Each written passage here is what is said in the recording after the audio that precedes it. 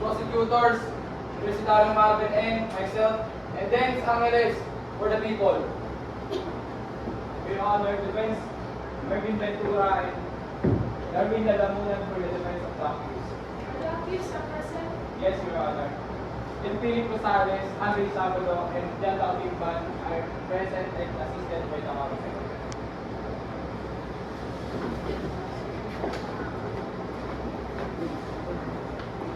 To the accused, you are in charge of the crime of homicide under Article 249 of the Revised Penal Code. How do you plead? Not guilty. Noted. Your trial is terminated. Proper trial is proceed.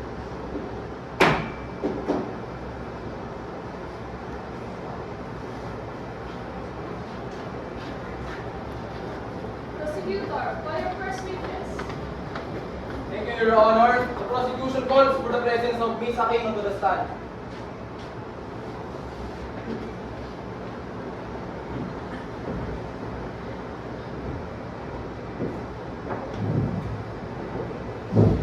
Can you please raise your right hand? Do you swear that the evidence you shall give to the court in this matter shall be the truth, the whole truth, and nothing but the truth? So help you God. Yes, I do.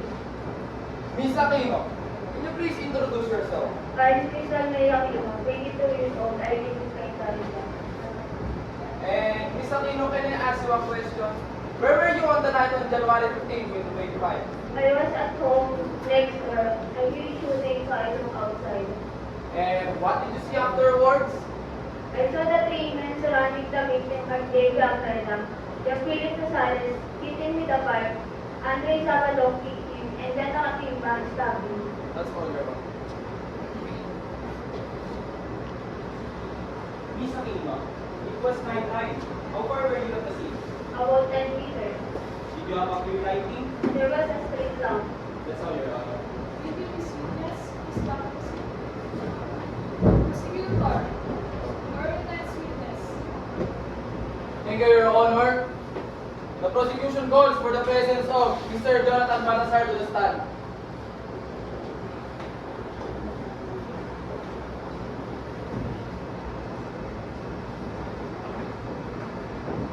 Can you please raise your right hand?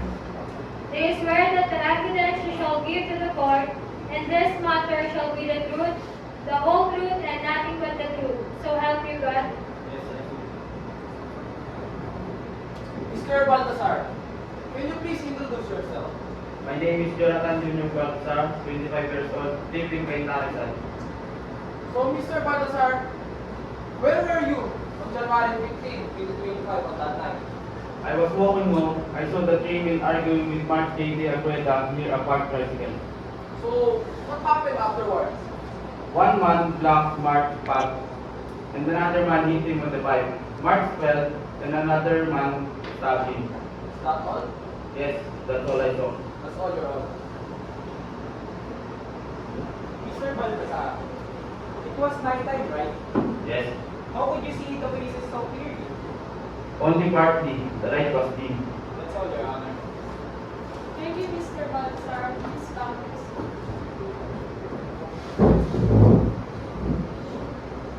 Prosecutor, call your next witness. Thank you, Your Honor. The prosecution calls for the presence of Joshua Peña to the stand.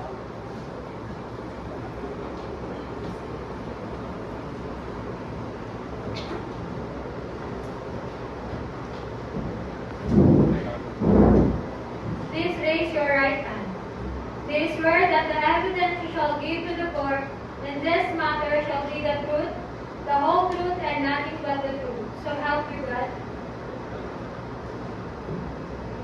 Mr. Peña, can you please introduce yourself? My name is Joshua Peña. I live in Cayetano, 27 years old. So, Mr. Peña, where were you on the night of January 15, 2025? I was selling snacks nearby. I heard the loud noises and Mark being attacked. So, what did you do afterwards? I was hid behind my car, and after that, after they ran, I called the police. Is that all, Mr. Peña? Yes. That's all, Your Honor. Mr. Peña, you were hiding charge, right? Yes. Did you actually see the stabbing? No, but I saw them holding weapons. That's all, Your Honor. Thank you, Mr. Peña. Please stop your seat. Prosecutor, proceed. Thank you, Your Honor. May we call Dr. Janus Palima.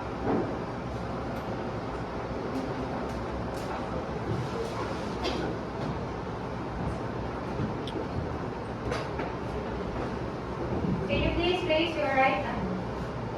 Do you swear that the evidence you shall give to the court in this matter shall be the truth, the whole truth, and nothing but the truth? So help you God. Yes, I do. Dr. Palima, please introduce yourself. I am Dr. Palima, the one who conduct autopsy to the victim.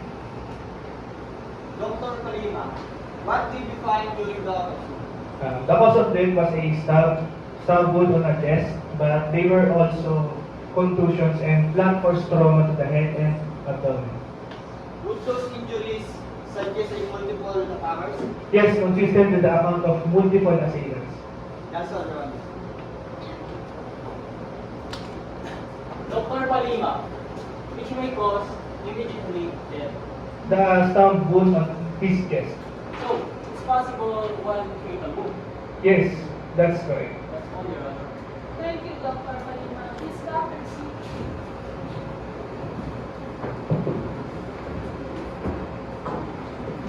Prosecutor, proceed. Thank you, Your Honor. Let me call on for the presence of Police Executive Master Sergeant Firme Percival to the stand.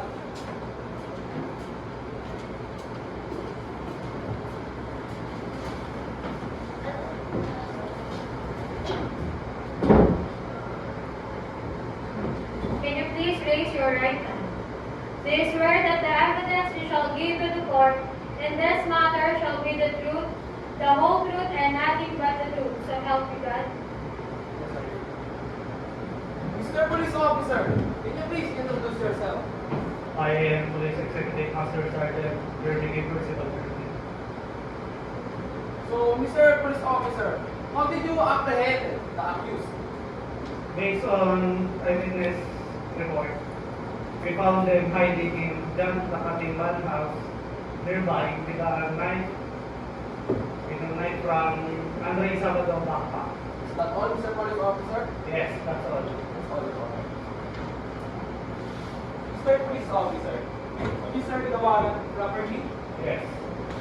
Are there any witness during the arrest? One of the individuals were present. That's all, Your Honor. No further questions. Thank you, Mr. Firme. Please stop your seat. We call Mr. Philip Rosales accused to stand.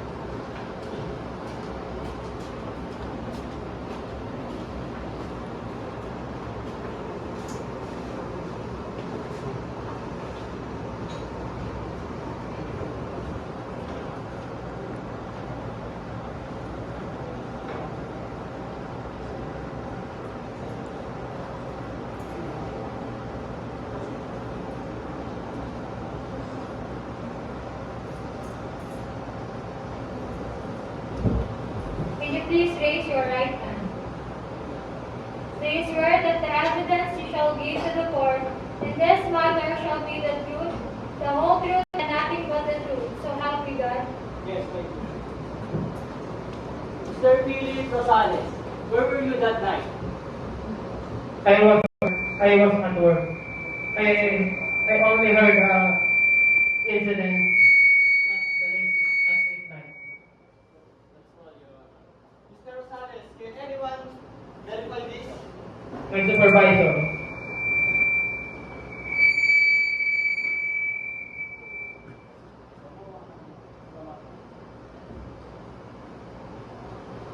Is he present now? No, but I can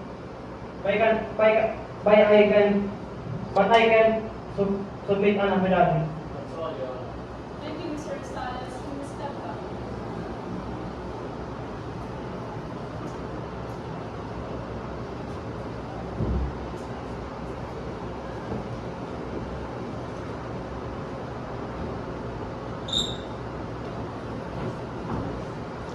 Your Honor, we may call the defense of Andre Sabado to the stand.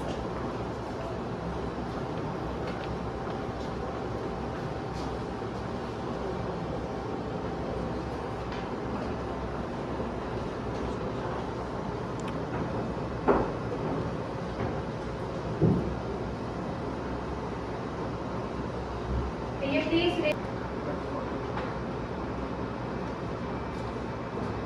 Your Honor, we may call another accused, John Lakimban, to the stand.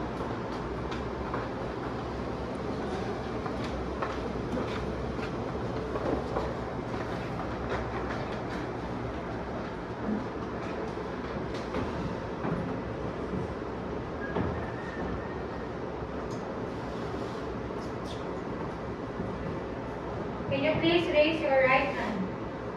Do you swear that the evidence you shall give to the court in this matter shall be the truth, the whole truth, and nothing but the truth? So help you God. Yes, I do. Mr. John Lakimban, were you involved in that fight that night? No, I was there but I didn't hurt anyone. Did you see who started it? Sabado was the night, so I stayed back. That's all, Your Honor. Thank you, Mr. Lakimban. You may step down. We call Mr. None, Your Honor. Defense rest.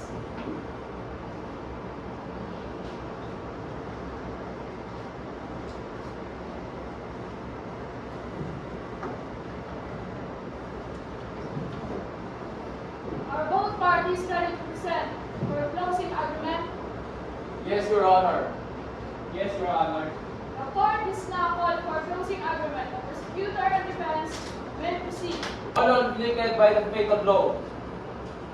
Your Honor, the evidence shown clearly that John Lakimban, Philip Rosales, and Andre Sabado killed the victim.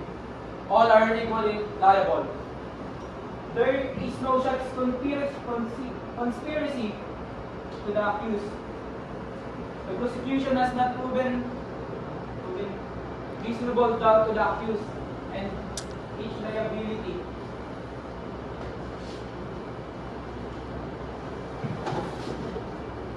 The court is closing argument on both sides. The case is now submitted. For decision, let the accused come forward for the reading of the judgment.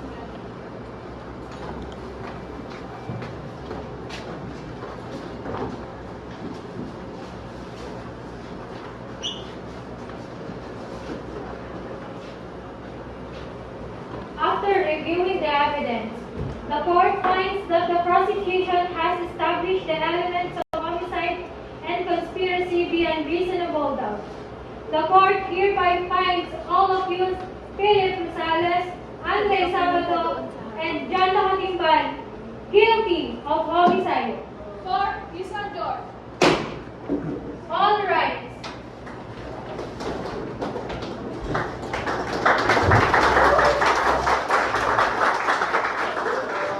Pinapahanga ka. Galing. Okay. Oh. Lahat ng dito, sige na para tayo.